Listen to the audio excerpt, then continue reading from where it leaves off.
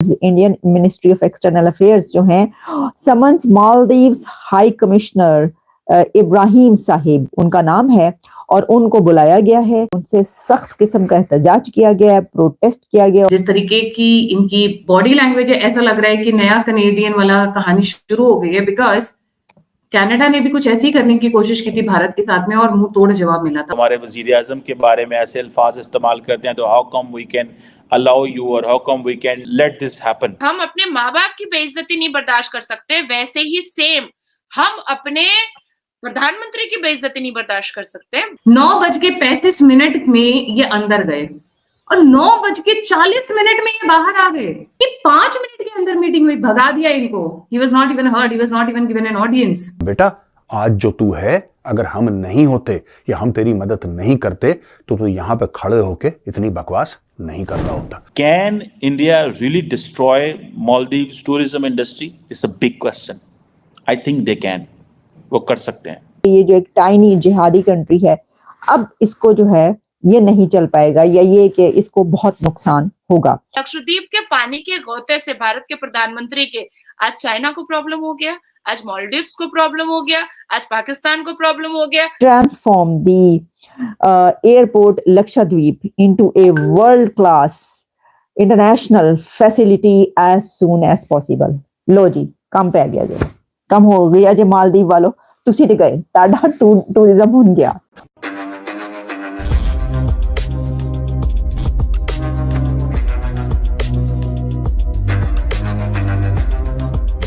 दोस्तों धीरे धीरे करके ये मालदीव्स और भारत का इंसिडेंट और ज़्यादा आग पकड़ता जा रहा है और जिस तरह से भारत ने और भारतीयों ने मिल करके कनाडा को उसी की भाषा में सबक सिखाया, अब बारी आ गई है मालदीव्स की।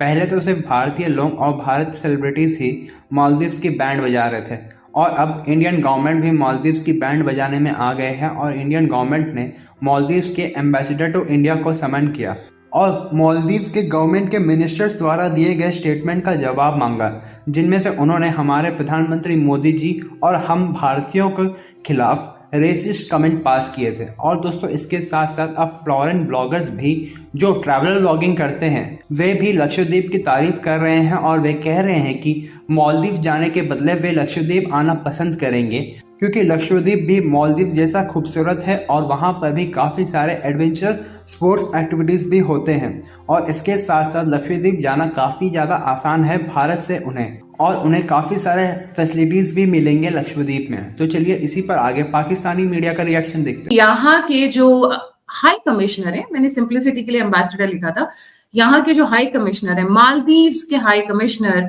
पहुंचे ministry of external affairs Jaishankar के ऑफिस, उनसे मिलने का टाइम लिया, बट बड़ी घटना हो गई। जरा मैं दिखाना चाहूंगी आपको कि उनके साथ रिस्पॉन्स क्या हुआ।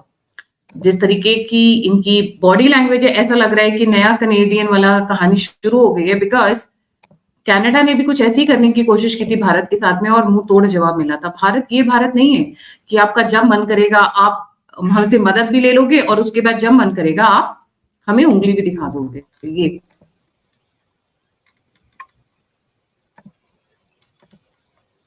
9:35 में ये अंदर गए और 9:40 में ये बाहर आ गए।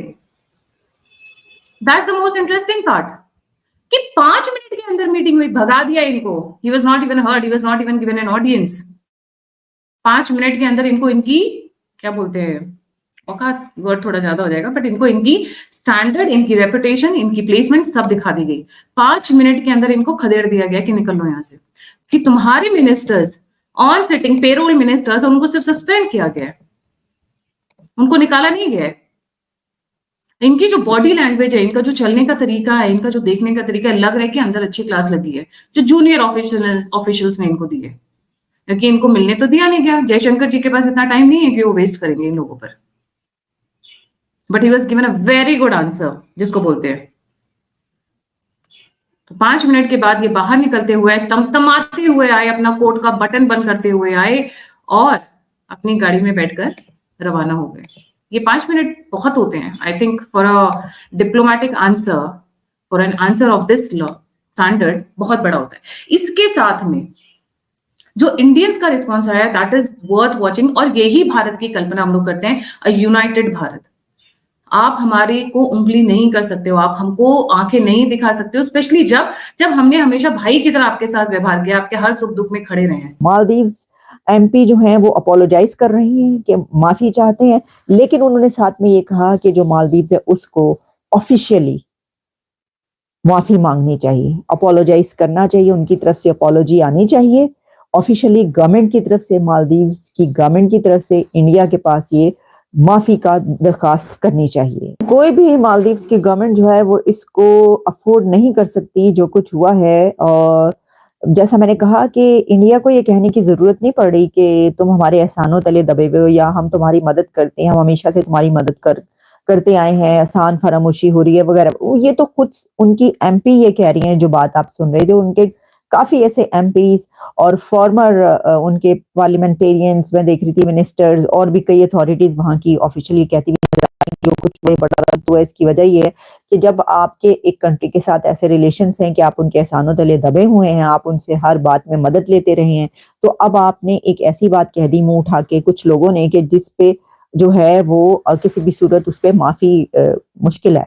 तो देखिए, हमने आपको पहले ये बताया कई मर्तबा बात की कि ये वो पुराना इंडिया नहीं है, ये नया वो भारत है, मोदी का वो स्ट्रॉन्ग भारत कहा जाता है कि जिसमें अगर कोई भी बात हो, यानी कनाडा की तरफ से जब एक इशू उठाया जाता है तो उस पर कैनेडियन प्राइम मिनिस्टर को जो है वो बैकफुट पर जाना पड़ता है, कनाडा को लेने के देने पड़ जाते हैं और उसको अमेरिका तक से फिर रिक्वेस्ट करना पड़ती है कि देखिए हमारा साथ दें या इनसे कहें कि इस इशू को देखें। फिर अमेरिका की तरफ से कहा जाता है तो इंडिया कहता है हाँ ठीक है, ओके, हमें एविडेंस दीजिए, हम इशू देख लेते हैं। फिर जो कतर का मामला आया, अगर आपको याद हो कि उनके इतने लोगों को जो है वो फांसी दे दी जाएगी जो ऑफिसर्स थे नेवी के, तो उसके बाद वो भी मामला खत्म हो गया, यानी आप देखें वो वाला फैसला नहीं हुआ, किसी के खिलाफ कोई फांसी का फैसला नहीं किया गया। उसके बाद वहां पर उनकी जो डिप्लोमेसी हुई, जो भी उन्होंने जिस तरीके से भी कन्वे किया, तो वो वैसा कोई सिलसिला नजर नहीं आया। मैंने आपको पहले ही कहा था कि ऐसा नहीं हो सकेगा। और इसके अलावा और भी हमने कई जगहों पर ऐसा देखा है कि बड़ा सख्त स्टैंड ही आता है। इसकी वजह ये है कि आप जानते हैं कि इस वक्त इंडिया जिस जगह पर खड़ा है वो एक किसी की बात सुनने के लिए तैयार नहीं होगा और किसी की बात नहीं सुनेगा। और फिर वो अपने प्राइम मिनिस्टर की जिस तरीके से पूजा करते हैं, वो तो किसी सूरत उनकी आवाम ये बात सुनने को तैयार नहीं होती कि उनके किसी प्राइम मिनिस्टर को इस तरीके से कहा जाए।